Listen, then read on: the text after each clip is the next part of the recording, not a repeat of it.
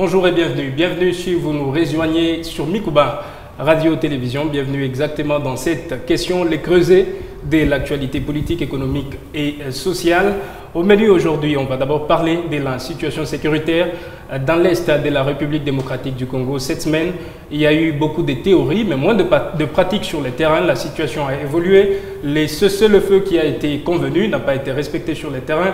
Les rebelles sont déjà aux environs de Saké, c'est à quelques kilomètres seulement de Goma. Comment faire l'analyse de plans de sortie proposés par le gouvernement de la République démocratique du Congo, mais aussi par les rebelles? Quelle est l'issue exactement de cette guerre en première partie? En deuxième partie, on va parler de femmes. Le mois de mars oblige, mais toute l'année aussi, tout le temps, toute la plénitude de temps exige. On va parler de la journée des droits des femmes. On va essayer de se mettre dans la peau des intellectuels, mais aussi dans la peau de cette femme qui vend le lenga-lenga et les bitoyo à la cité Manika, ou plutôt à la Kenya, à Lubumbashi et à Zando, à Kinshasa. Est-ce qu'elle parvient à comprendre les thèmes qui sont proposés pour ce mois, pour cette journée? Avec moi en plateau, M. Franck Senga, qui est cadre du parti Ensemble pour la République. Soyez le bienvenu, monsieur. Merci et bonjour à mes co-débatteurs ainsi que aux téléspectateurs de la radio Télé Mikuba. D'accord, à côté de lui, monsieur David Ngandou, qui est expert en relations internationales, doctorant en relations internationales également, mais beaucoup plus en sciences politiques. Soyez les bienvenus. Merci beaucoup, merci à tous mes co-débatteurs aujourd'hui. Monsieur Léopold, merci beaucoup pour cette invitation. Merci également à tous les téléspectateurs de Mikuba. D'accord, enfin, Madame Pongel Moïse, qui est cadre du parti MRL, Mouvement de réformateurs libéraux, un parti du FCC. Soyez les bienvenus, madame. Merci, monsieur Léopold. Bonjour à vous-même. Oui. Bonjour à mes co-débatteurs ici au plateau. Bonjour, chers téléspectateurs de la radio-télévision Mikuba. Très ravi de faire partie de ce plateau, de ce grand plateau. Voilà, merci, chers invités, merci d'être installés. En première partie de cette émission, comme je le disais, déjà à l'entame, on va parler de la situation sécuritaire dans l'Est de notre pays sur le terrain. Le président Macron, qui a séjourné ici en République démocratique du Congo, nous a parlé d'un ultimatum qui n'est pas respecté sur le terrain. Mais avant de rentrer en matière, il y a plutôt la semaine qui a été marquée exactement par cette visite Franck Senga. Visite au cours de laquelle de bouts de vidéos, on fait des tours de réseaux sociaux de par le monde, des bouts de vidéos dans lesquels on voit le président de la République, Félix-Antoine Tshisekedi, et son homologue français Emmanuel Macron qui se rentrent dedans, qui ne s'accordent pas sur la vision des choses. Quel est votre commentaire sur les bisbilles qu'il y a eu lors de ce point de presse? Oui, merci, monsieur le journaliste. Disons que d'entrée de jeu, j'aimerais faire comprendre aux Congolais que le président a trouvé un moyen pour se venger. Je pense d'une des paroles d'un ancien ministre des Affaires étrangères, Yves Le Drian, je pense, de la France, au moment où on annonçait l'élection au fait du président Félix. Je pense qu'il avait prononcé une parole du genre « Ce qui s'est passé au Congo est un compromis à l'africaine ». Et alors, ça avait tellement fait mal au pouvoir en place que le président a eu une chance, je pense, unique pour se venger devant le peuple congolais de cette parole-là. Mais le président Macron a été précis quant à ce. Il a dit, dans cette parole, il n'y avait rien de méprisant. La France n'a fait que constater ce qui s'était passé au lendemain des élections de 2018. Voyez-vous, parce que vous devez vous rendre compte que Macron lui-même a dit que la France a beaucoup œuvré quant à cette passation pacifique qui s'est déroulée au Congo. Il a même été jusqu'à dire que l'alternance n'aura pas été un mécanisme spontané. Ça voulait tout dire, suivez mon regard. Voilà, mais on rappelle quand même que le président de la République, la position du président de la République est adulée par les panafricanistes et les anticolonialistes. Il trouve que le président de la République a eu deux mots justes à l'égard du chef de l'État de son homologue français. Monsieur David Ngandou, expert en relations internationales, quand par exemple le président français, au courant de cette semaine, parle d'une sorte d'irresponsabilité de Congolais depuis 1994, comment est-ce que vous trouvez cette approche de la question du président français? Merci beaucoup. C'est une question pertinente. Vous savez, M. Léopold, le président français, c'est un grand diplomate, mais j'ai l'impression qu'il a oublié les principes diplomatiques. Les principes diplomatiques disposent que les chefs de l'État, les ministres des Affaires étrangères doivent porter les gants quand il est invité dans un État ou dans un pays ami. La RDC n'est pas en conflit contre la France où le président français peut avoir des mots agressifs. Du point de vue forme, le président français a raté les rendez-vous. C'est pourquoi tous les médias français les critiquent, y compris les gens de sa famille politique. Mais du point de vue fond, le président Macron a raison. Vous voyez, depuis 1994, il y a l'entrée des réfugiés rwandais en République démocratique du Congo qui sont entrés par la frontière de Ruzizi avec leurs armes et personne n'était prêt à les contrôler. Ils se sont installés au stade de Nyakavogo à Bukavu et ils ont même intégré les clubs de football de la ville, à savoir Bukavu Dawa. Tout de suite, j'ai envie de vous arrêter. Ils sont rentrés sur le territoire congolais avec la bénédiction de qui? Ils sont entrés, écoutez, le droit international humanitaire dispose que lorsqu'un pays est dans le conflit armé, les pays voisins ont l'obligation de recevoir les réfugiés sans entrave. C'est le droit de Genève.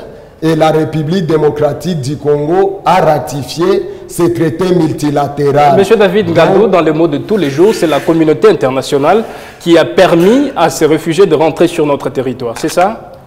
Je ne peux pas tirer la conclusion que c'est la communauté internationale, sinon je dirais que nous sommes toujours un État bébé, comme l'avait dit le pauvre Philippe Bioya. Mais c'est le droit international humanitaire et le droit international public qui nous exige, comme nous sommes membres, sans entrave, nous avons ratifié les traités. D'accord, on aura l'occasion de rentrer dedans. Madame Pongel, cette semaine, on ne peut pas ne pas en parler. La première dame, Denise Nyakero Tshisekedi, séjourne au Lualaba. Elle a même fêté le 8 mars avec toutes les femmes réunies au stade Malika.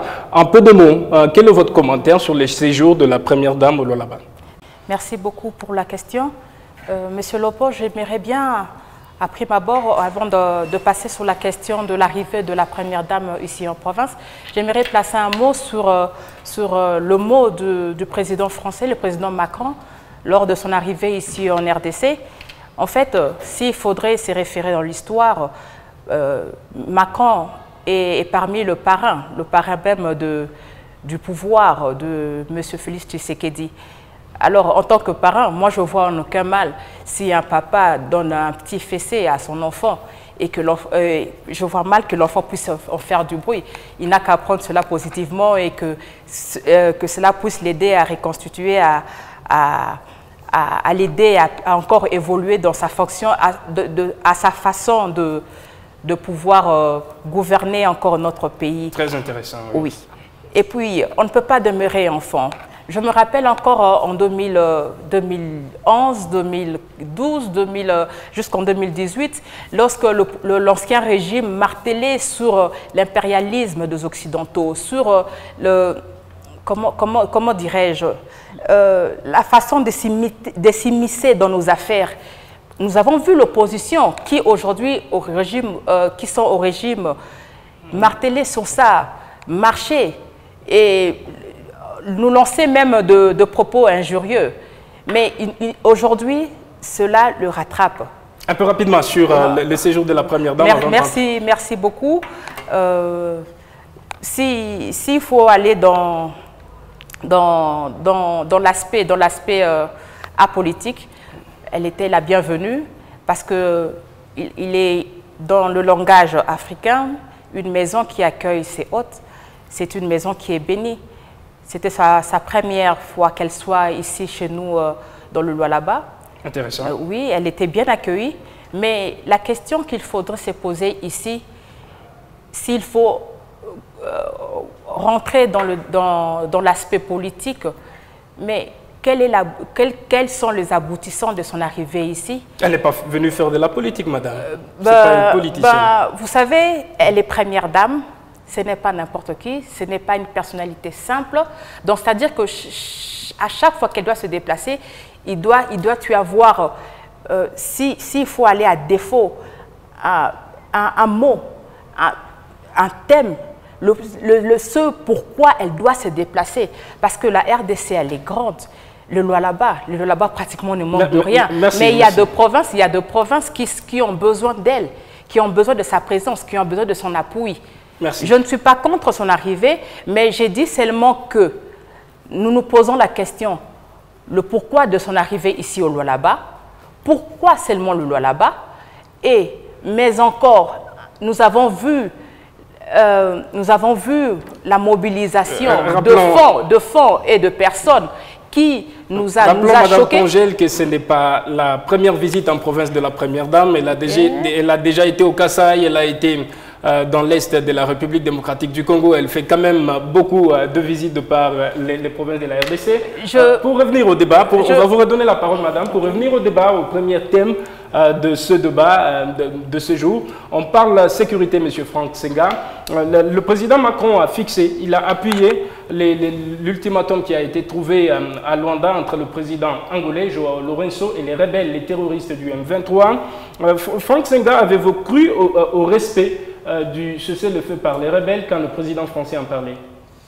Bon, je reviens d'abord sur le jeu de ping-pong qui s'était déroulé entre le président Macron et le président Félix. Il y a eu quand même des protocoles qui ont été bafoués. Hein.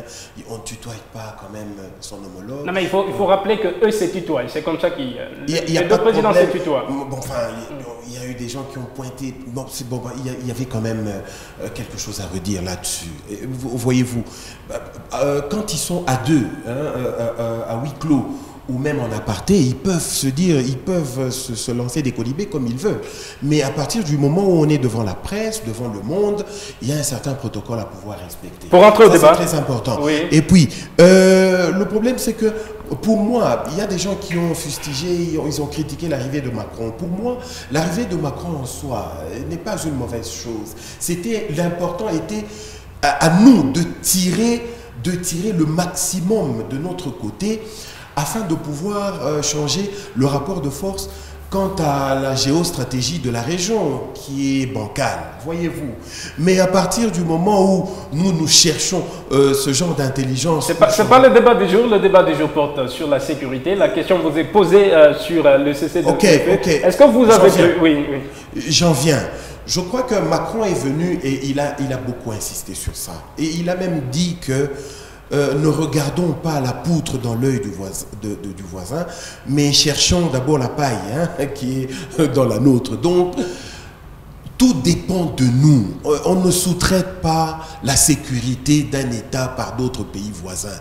Donc, à n'importe quel prix... On rappelle, monsieur Franck Senga, que chacun a un timing, donc vous consommez votre timing, vous n'avez pas répondu à la question, on donne à l'autre. Il n'y a pas de problème. Donc, dans ce cas-là, oui. nous savons que le M23 n'allait rien respecter. Après tout, Paul Kagame n'a rien à perdre. Les M23 sont chez nous, les FDLR sont chez nous. Lui, il est tranquille, il n'allait rien respecter. En fait, ce qu'il faut avec cette affaire de M23 par rapport à la sécurité à l'Est, c'est de pouvoir monter en puissance notre armée, nos forces de défense, de sécurité, les prendre en charge, les nourrir, bien les payer. Quant à ce qu'on doit attendre les gens du les gens de l'EAC venir chez nous pour les combattre, d'accord, merci bien. On se trompe sur toute la ligne. Monsieur David Ngandou, est-ce que cette version du M23, le M23 n'est pas né hier, le M23 existe, il a été même vaincu en 2013, mais est-ce que cette version du M23 est plus forte sur les terrains ou plutôt c'est le pouvoir qui est beaucoup plus faible? Le problème du M23, le discours du président français ne peut rien changer sur terrain. Les principes de relations internationales disposent que lors d'une négociation, il faut qu'il n'y ait ni gagnant ni perdant. Notre gouvernement aurait souhaité qu'avant de négocier avec le M23, que ces derniers puissent se retirer. Et ça, c'est hors concept des principes de négociation. Mais autre part, c'est une faiblesse de notre gouvernement. Du point de vue géostratégique, nous, on devrait gagner cette guerre. Parce que le nombre de militaires de FARDC, le nombre d'armes que nous avons par rapport au M23, on vous dira qu'ils sont au nombre de 3000. Et le FARDC, nous sommes au nombre de, non pas 160, 180 000. Maintenant, vous pouvez imaginer, leurs armes lourdes, c'est les roquettes et les MAG. Nous avons des chars de combat, des autoblindés, des avions de chasse. Du point de vue géostratégique, on devrait gagner la guerre. Là où nous sommes perdants, c'est du point de vue géopolitique.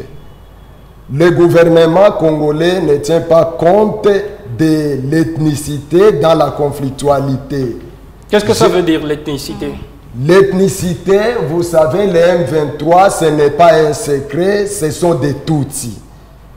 Et quand le gouvernement congolais se décide d'aller négocier avec l'EAC, l'EAC a un soutien de 60% du Rwanda.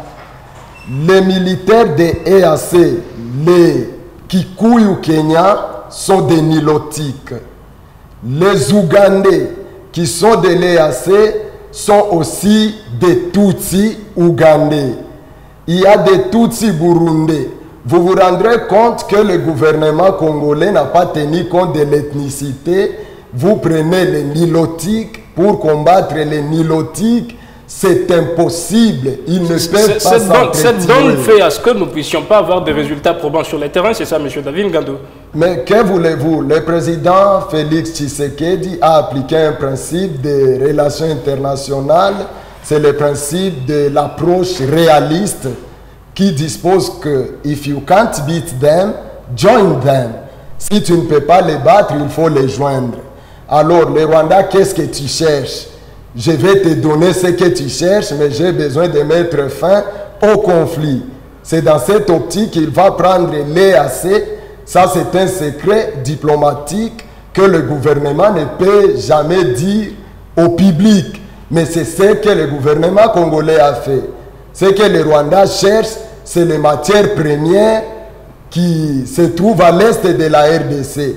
Alors le président Félix voit le processus électoral, comme il y a le processus électoral, pour que j'ai le soutien de grandes puissances, alors il me faut leur donner ce qu'ils cherchent gratuitement. Et les grandes puissances, c'est qui? Le Rwanda, c'est une grande puissance? Non, le Rwanda n'est pas une grande puissance. Écoutez, une grande puissance, c'est un État qui peut s'imposer sur l'échiquier mondial. D'accord, on va revenir vers vous, Madame Pongel. Quel est votre commentaire sur ce cessez-le-feu qui a raté? Évidemment que ça devrait naturellement rater. Nous avons vu le président Tshisekedi aller dans cette voie de dialogue, de négociation avec le rebelle. Nous l'avons toujours martelé, on ne négocie pas avec le rebelle, on s'affirme. On s'affirme en tant qu'État indépendant et autonome. Si ce n'est pas mauvais d'aller dans la négociation avec le rebelle, mais nous voyons avec qui nous sommes en train de négocier. Des gens, aujourd'hui nous allons, ils acceptent, mais une fois que les accords sont signés, ils ne respectent pas les accords. Mais pourquoi devrions-nous continuer avec cet élan? Il faudrait chercher, changer de tact, changer de diplomatie et aller. Moi, je suis pour la guerre. Vous êtes pour la guerre? Moi, je suis pour la guerre. Nous devrions nous affirmer. On ne peut pas continuer à chouchouter les rebelles. Mais le président Kagame se cache derrière le M23. Mais chacun de nous, la RDC et la communauté internationale, savons que c'est Kagame qui est derrière tout cela. C'est le président ougandais qui est derrière tout cela. Nous savons cela. Oui. Et pour vous, il faut au lieu de beaucoup discuter, il faut aller sur le terrain de guerre, sur le théâtre de guerre. Il faut aller sur ce terrain. Il faudrait retravailler notre politique, retravailler notre administration au niveau de frontières, parce que nous sommes un pays constitué de 9 pays voisins. Nous ne pouvons pas chasser nos voisins, parce que nous sommes appelés à cohabiter avec eux. Mais il faudrait voir comment est-ce que cela pourra... il faudrait voir la faisabilité même de cette cohabitation. Parce que s'il faut faire un travail, par exemple, au sein de l'armée, est-ce que vous pensez que ce travail peut prendre une année ou c'est plutôt un travail à long terme et même à très long terme? Je ne pourrais pas dire à long terme. Moi, je mise sur le moyen terme. C'est-à-dire, tout dépend de nos moyens et de la politique que la RDC mettra en place. Évitons cette histoire de médias, tout médiatisé. Nos réunions, nos comptes rendus, nos stratégies, tout est médiatisé. J'ai l'impression même que nous sommes exposés. Par rapport à nos... Il n'y a pas de secret d'État. Pas du tout, ça n'existe pas ici en RDC. C'est ce qui est même choquant. Donc, c'est-à-dire que le gouvernement en place doit revoir aussi sa communication, il doit revoir tout cela afin que nous puissions réellement gagner ce combat. Merci bien, madame. Monsieur Franck Senga, on revient à vous. Il faut dire que le désaccord qu'il y a entre les deux plans de sortie, le gouvernement veut d'abord que les rebelles, avant tout dialogue, que les rebelles puissent se retirer des zones qu'ils occupent. De Bunagana, ça fait déjà plusieurs jours, des centaines de jours que les rebelles ont conquis cette zone. Après le retrait, les rebelles seront désarmés. Après le désarmement, ils vont être cantonnés et ils vont être soumis au processus PDDRCS. Mais les rebelles, de leur côté, ils ne veulent pas se retirer. Ils ont déjà conquis par la force les régions qu'ils occupent. Ils veulent un dialogue direct en position de force. C'est le désaccord qui est entre les deux plans de sortie. Comment vous voyez les choses à ce niveau-là? Écoute, tout ce qui se passe sur le papier, ce sont des chiffons, je vous dis. Je pense que nous sommes dans une situation, au fait, le Congo est mal barré. Et d'abord, je pose une question. Comment en sommes-nous arrivés là?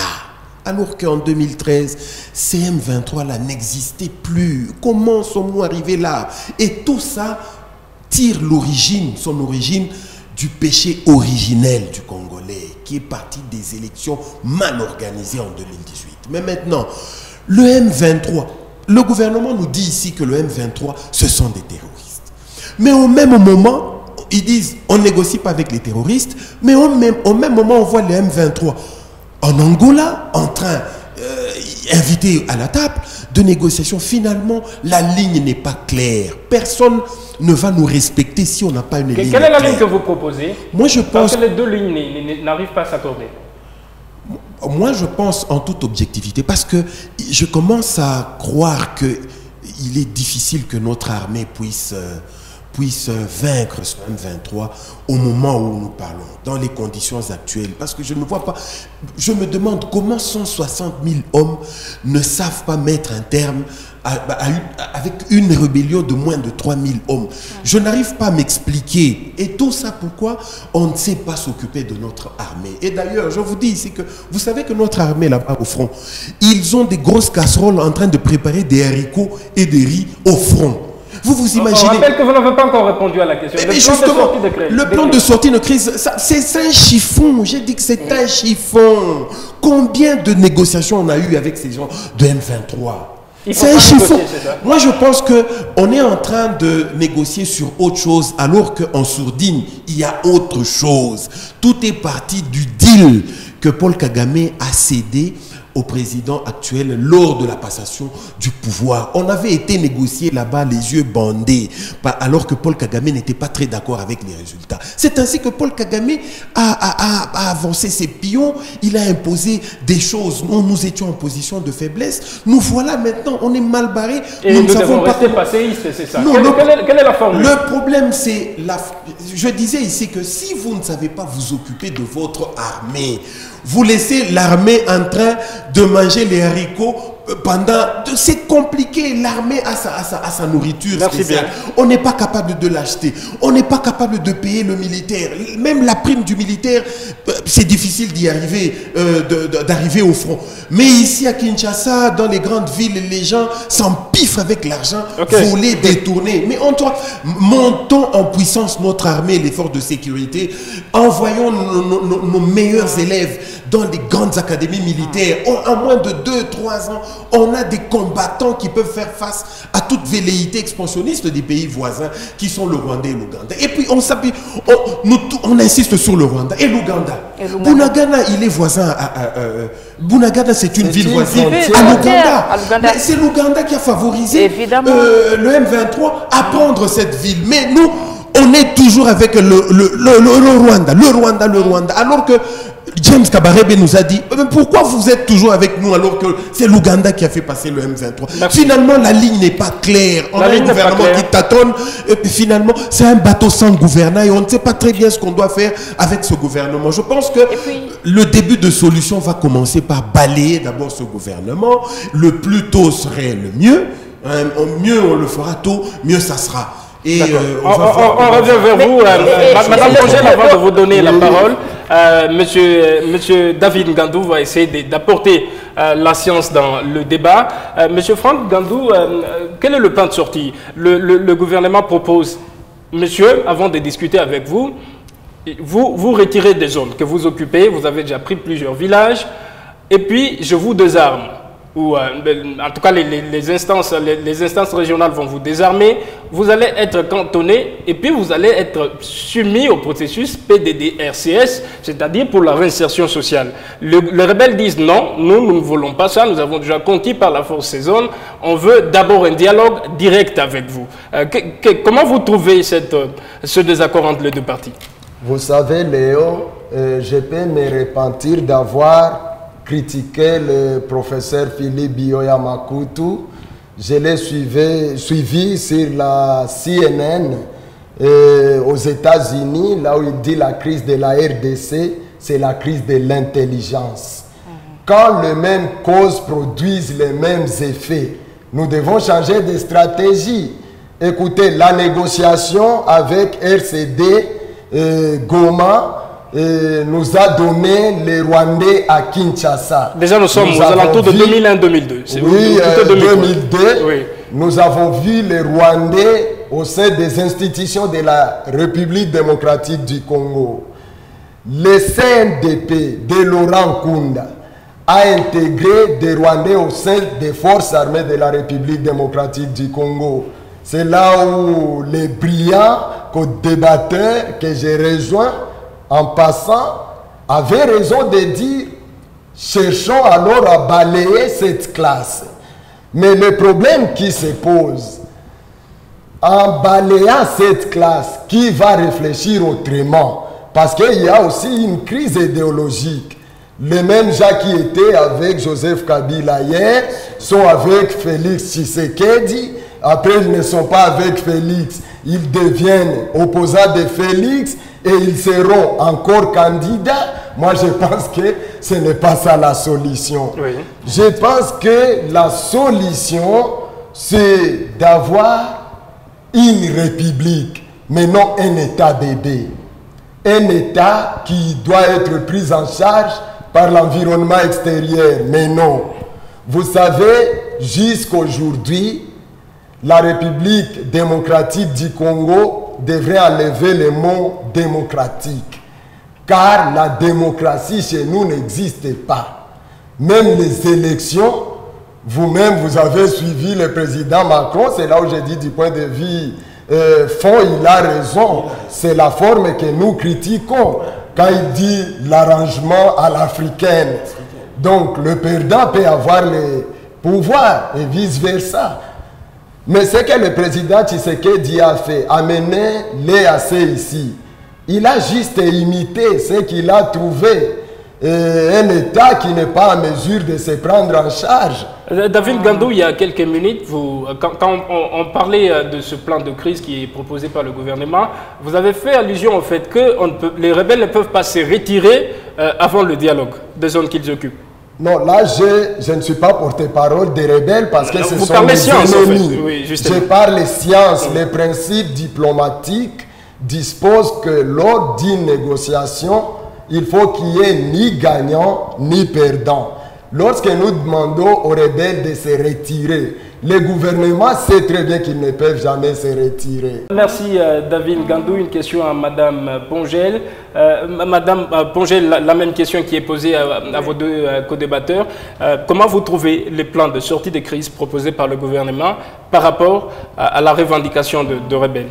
Je veux revenir légèrement en arrière pour compléter encore mes co-débatteurs ici dans ces grands plateaux. Lorsqu'ils ont évoqué le fait que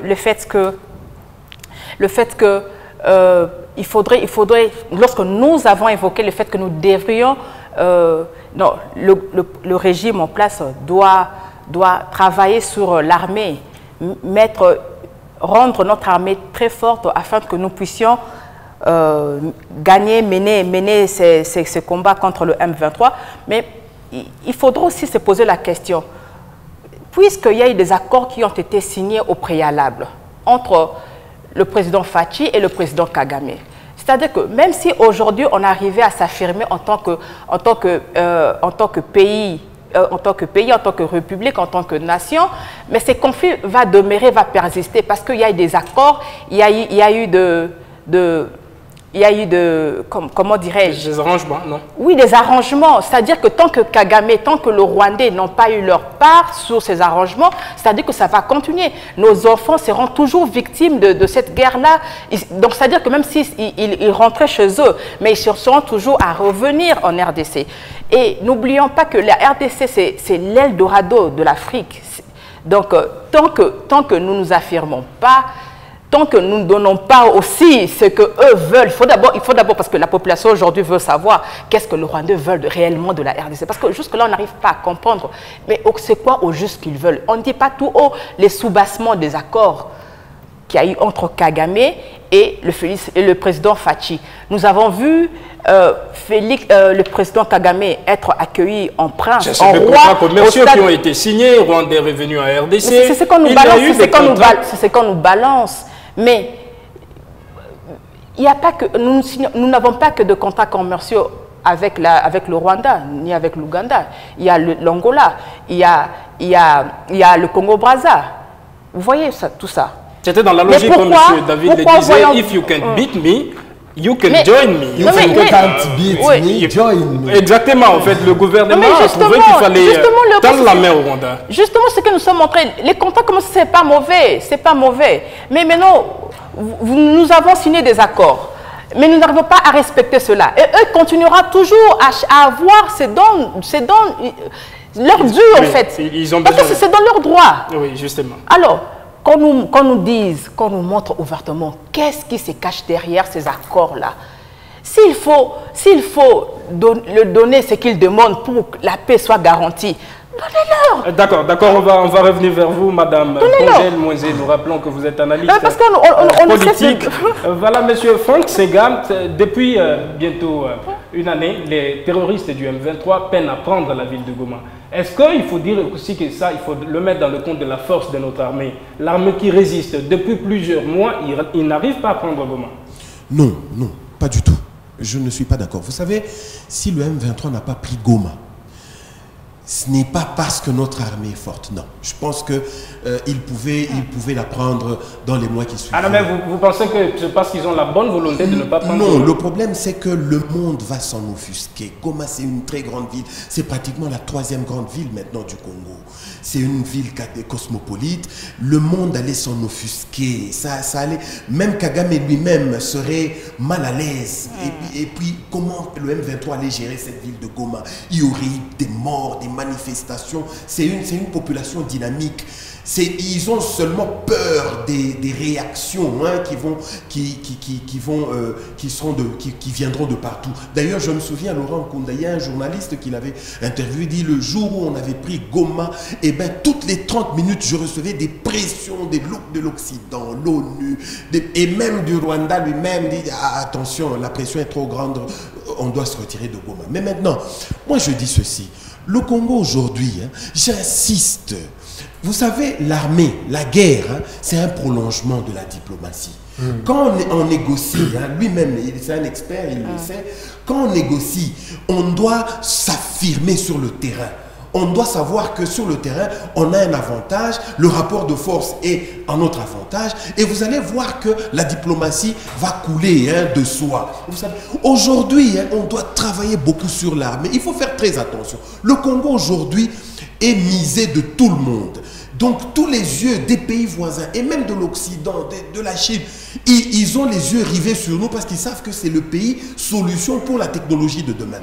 Mais nous-mêmes, on ne prend pas conscience quant aux enjeux géostratégiques auxquels nous faisons face. On a des dirigeants qui sont complètement distraits à autre chose. Vous savez, le Congo aujourd'hui, on se retrouve comme cette antilope qui se retrouve au milieu d'une meute de hyènes ou de licaons.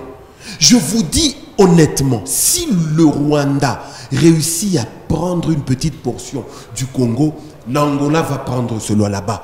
La Zambie va prendre le Haut-Katanga. Et on sera déchiré. Je vous dis, on sera déchiré de partout. La souveraineté de la RDC, la souveraineté territoriale de la RDC est indiscutable. Ce sont les propos de Macron. Ce sont ses propos. C'est un président de la France. Il est membre du Conseil de sécurité. Mais non, ce sont les grandes puissances du monde. Mais depuis 30 ans, on est enquiquiné à l'Est. Il ne faut que dire ça, ce n'est qu'un discours, mon Dieu. Et quitte à savoir ce qu'il pense réellement dans son cœur. Donc aujourd'hui, hein, je vous dis, si le Rwanda nous prend quelque chose, on va perdre ce pays. Tous les pays voisins vont entrer pour tirer quelque chose. On va revenir. On doit faire très attention. On va conclure cette première partie du débat avec monsieur David Ngandou, qui est doctorant en relations internationales. Monsieur David Ngandou, le Conseil, une délégation du Conseil de sécurité est arrivée depuis quelques jours en RDC. Déjà, le président Macron, dans son discours, parlait de sanctions. Même s'il n'a pas été clair en disant que le Rwanda serait sanctionné. Mais le Conseil de sécurité, ils ont eu un point de presse ce 10 mars. Ils ont parlé de sanctions qui vont être étudiées au niveau du Conseil de sécurité. Est-ce que finalement la diplomatie va porter ses fruits dans quelques mois, quelques jours? Merci beaucoup. Vous savez, en relations internationales, dans le monde diplomatique, il y a 4 paradigmes. Lorsque le président Macron prononce les discours idéalistes, nous, les Congolais, ne devons pas être distraits. Ça, c'est l'idéalisme. Exactement. Mais sur le terrain, c'est le réalisme. Oui. Et les Américains, qui sont les pères du réalisme avec Hans Morgenthau, il dit quoi? Il faut que les hommes meurent pour que les États vivent. Et donc, la vie étatique, c'est une vie sanguine. Même s'il y a des millions de morts en RDC, si leur intérêt n'est pas mort, il n'y aura pas de sanctions. Or, le Rwanda protège mieux leur intérêt que nous. Le Rwanda est membre du Commonwealth, un pays qui était francophone, mais du coup, le président Kagame exige à toutes les écoles d'enseigner en anglais. Depuis 2007, exactement. Oui, et il quitte. Comme il est de Commonwealth, là où toutes les puissances anglophones se partagent les richesses, Kagame protège mieux leurs intérêts que nous. Qu'est-ce qu'il faut? Il faut qu'on rentre aussi dans le Commonwealth. Nous devons appliquer la négociation géoéconomique, mais non géopolitique. Merci bien. Merci, monsieur David Ngandou. On passe au deuxième thème de ce débat. On va parler droit de la femme. Le 8 mars dernier, la première dame a lancé, en tout cas, la célébration de droits de la femme au Lualaba, province qu'elle a choisie en République démocratique du Congo. Mais on va parler plutôt de thèmes. Les thèmes qui sont choisis, comment s'approprier ces thèmes? Est-ce que la femme qui vend les bitoyo, les matembele, les lingalinga, au marché Manika, par exemple, est-ce qu'elle arrive à comprendre les thèmes qui sont retenus? Par exemple, au niveau mondial, cette année, on a retenu les thèmes pour un monde digital inclusif, innovation et technologie pour l'égalité des sexes. Madame Pongel, au niveau national, à quoi ressemble le thème qui a été retenu? Oui, au niveau national, le thème national qui a été retenu, c'est justement l'éducation numérique. Oui. Pardon? L'éducation numérique. En fait, quand on regarde tous ces thèmes qui sont choisis, par exemple, quand on parle de l'éducation numérique, on parle du monde digital inclusif. Monsieur Franck Senga, pour vous redonner la parole, est-ce que ces thèmes sont assez scientifiques? Est-ce qu'il faut s'approcher, essayer de descendre vers le niveau... Le diapason congolais. Oui, le diapason. En fait, il faut quand même dire que le thème lui-même, moi c'est à peine que j'arrive à l'énoncer. Oui. Hein. Vous savez que le Congo, 70% du Congo, c'est dans les zones rurales, hein, je dirais.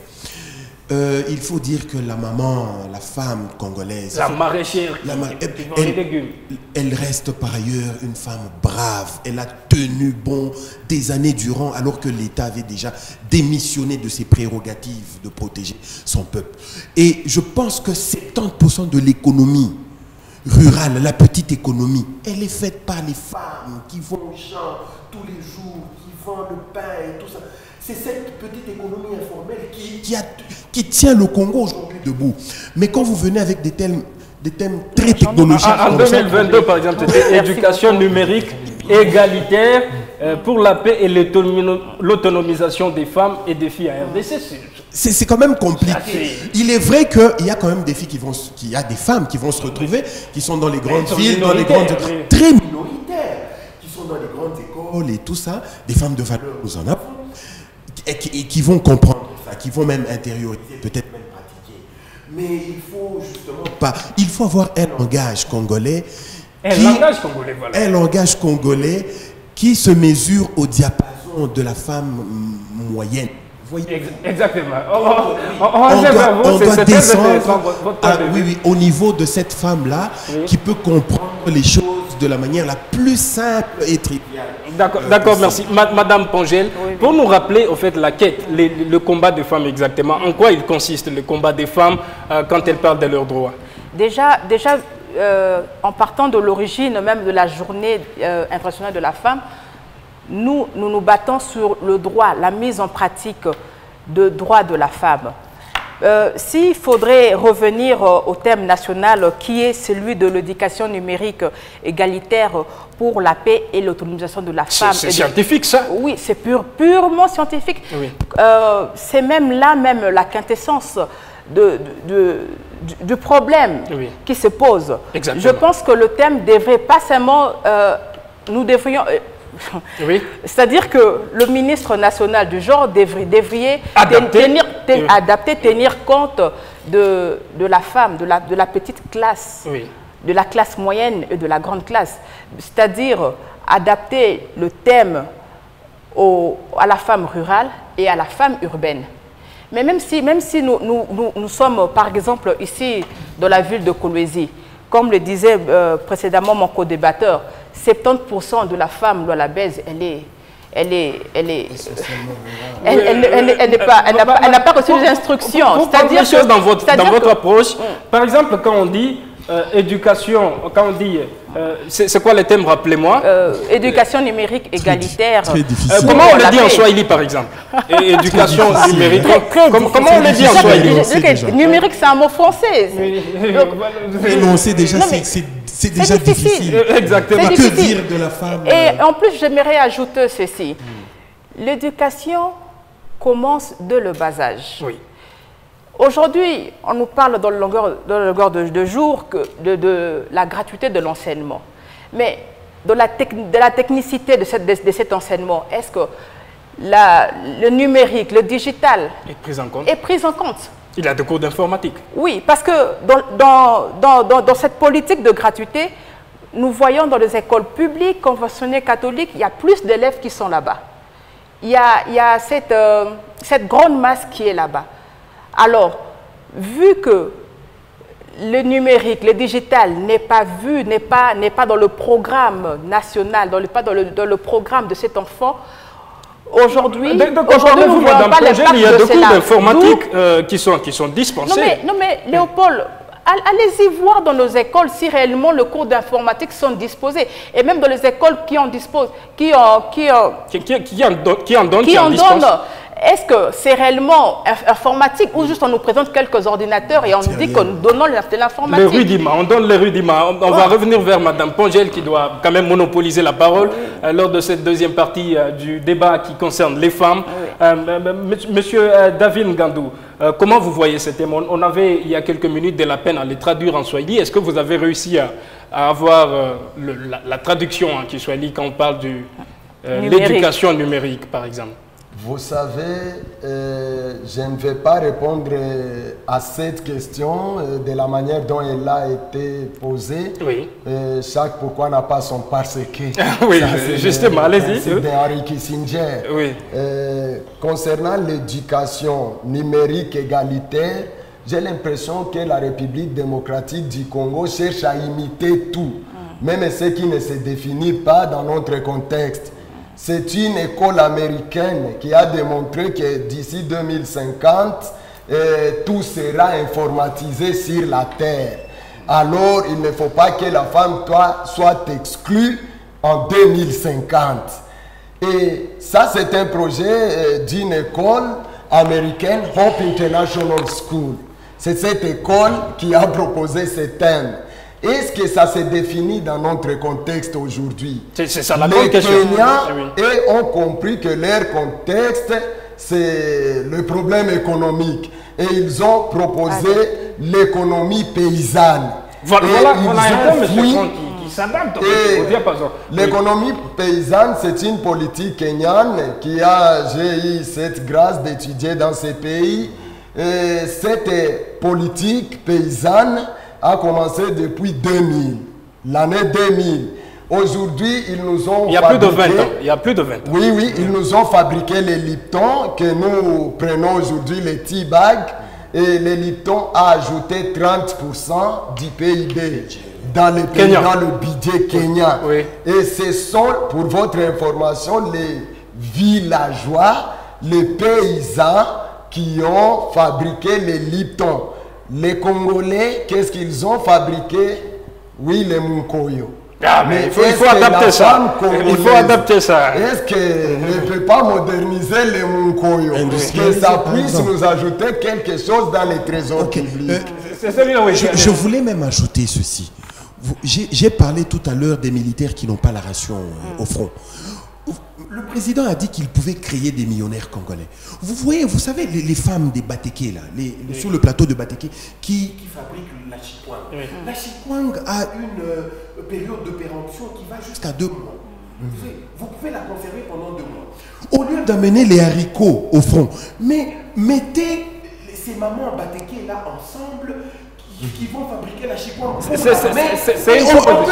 Et enfin, on peut créer des millionnaires. Oui, en guise de conclusion, monsieur David Ngandou, on commence avec vous. Que faut-il faire exactement pour mettre les thèmes de cette journée au diapason de la femme congolaise? Ce qu'il faut faire pour mettre les thèmes éducation numérique égalitaire pour la paix et l'autonomisation de la femme. Ça, c'est assez scientifique, oui. Et comme madame l'a dit, c'est purement scientifique. Ça concerne les femmes qui sont victimes de cybercriminalité. Parce qu'il y a le concept P. Oui. L'autonomisation, ça concerne les femmes qui sont déjà dans des milieux professionnels. Et donc, au moins 90% des femmes congolaises sont encore une fois exclues. Or, l'objectif, c'est de promouvoir les droits de la femme. Ainsi donc, j'aurais souhaité qu'il y ait une éducation au développement à la femme. Merci bien, monsieur Franck Msenga.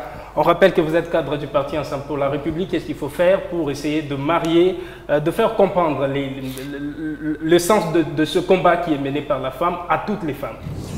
Oui, je pense que comme mon co-débatteur l'a dit, on doit adapter l'économie. Avec le numérique, on l'adapte en fonction du niveau de vie congolais. Donc le contexte congolais doit être adapté avec une économie rurale qu'on peut juxtaposer afin que ça atteigne tout le monde. J'ai donné ici un exemple de la chikwang qu'on peut industrialiser. Il a parlé du munkoyo. Du munkoyo, le kikanda. Oui, tout ça. Oui, ça peut être des aliments qui vont nous aider à nourrir les policiers, l'armée et tout ça. Et vous allez voir qu'on va créer des millionnaires congolais comme on a créé des millionnaires kenyans avec le Lipton, avec le thé. Oui. Voyez-vous, donc ce sont les intelligents qui doivent parler maintenant. Aujourd'hui, on est en politique, c'est un fourre-tout plutôt que d'être un monde d'érudits et un monde d'initiés. Aujourd'hui, la politique, c'est un exutoire de toute la médiocrité. Merci bien. Merci. On doit changer ce paradigme. On doit tout changer. On doit changer. Madame Bongel Mouenzé, les hommes ont parlé. Dans votre peau de femme, qu'est-ce qu'il faut faire? Vous comprenez mieux ce combat mieux que nous. Qu'est-ce qu'il faut faire exactement pour arriver à marier les thèmes aux femmes qui vendent au marché Manika, à celles qui circulent avec la banane, qui circulent avec le patate douce? Qu'est-ce qu'il faut faire exactement? Malheureusement, aujourd'hui, tout est politisé en RDC. Il y a même certains secteurs que moi je pense qu'il faudrait que cela reste apolitique, mais nous voyons que nos politiciens, l'autorité congolaise commencent à politiser tout, complètement tout. La numérisation de l'éducation pour la femme, elle n'est pas mauvaise, elle est bonne à un certain niveau. C'est comme par exemple, nous voyons des femmes blogueurs, nous voyons de femmes au niveau de YouTube, de Twitter, qui postent des informations et elles sont beaucoup suivies. Elles ont de likes comme pas possible. Mais cela sera bénéfique si seulement cette femme-là ne passe pas dans le digital pour pouvoir insulter et passer des insanités qui ne sont pas constructives pour la jeune fille et pour la femme. Mais si aujourd'hui notre gouvernement pouvait encadrer ces femmes-là, ces blogueurs-là, toutes ces femmes, dans le sens où pour transmettre des messages constructifs, positifs, des messages pouvant aider la femme, pouvant aider toute la communauté, même les hommes, cela serait l'idéal. Mais aussi, il faudra tenir compte de la femme de basse classe, comme je venais de le dire précédemment. Femme de basse classe. Nos mamans maraîchères, nos mamans vendeuses du marché qui n'arrivent même pas à utiliser le WhatsApp aujourd'hui. Elles sont incapables de manipuler nos téléphones tactiles. Mais vous leur parlez du digital, du numérique. C'est ça même le problème. Oui. D'où, tous ici au plateau, excepté vous, martelons sur le fait qu'il fallait adapter le thème par rapport au contexte et le milieu. Cela aiderait nous, la population, et eux, les autorités. Parce que les choses évoluent. Les choses évoluent. Nous sommes appelés, la RDC est appelée à évoluer. L'éducation est très importante.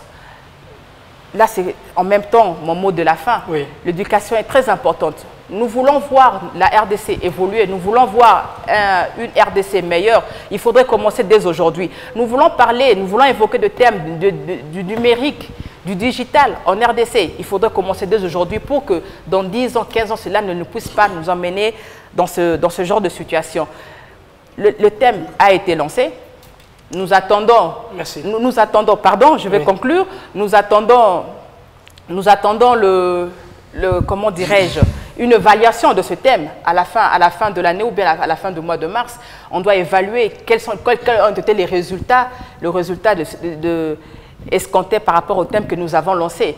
Croyez-moi, Monsieur Léopold, qu'il n'y aura rien. Il y aura rien. Monsieur David Ngandou, en une minute, au fait, comment arriver à mener à bien le combat des femmes? Est-ce qu'il faut, par exemple, penser une fois une présidente de la République? Oui, je l'ai déjà dit à maintes reprises. L'approche féministe, c'est une approche qui était considérée depuis la nuit des temps comme complexe.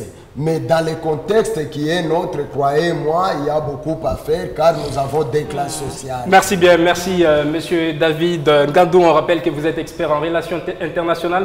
Merci Monsieur Franck Senga, cadre du parti Ensemble pour la République. Merci aussi à Madame Pongel. On espère bien que ça ne sera pas votre dernière fois d'être avec nous, Madame Pongel, qui est cadre du mouvement MRL.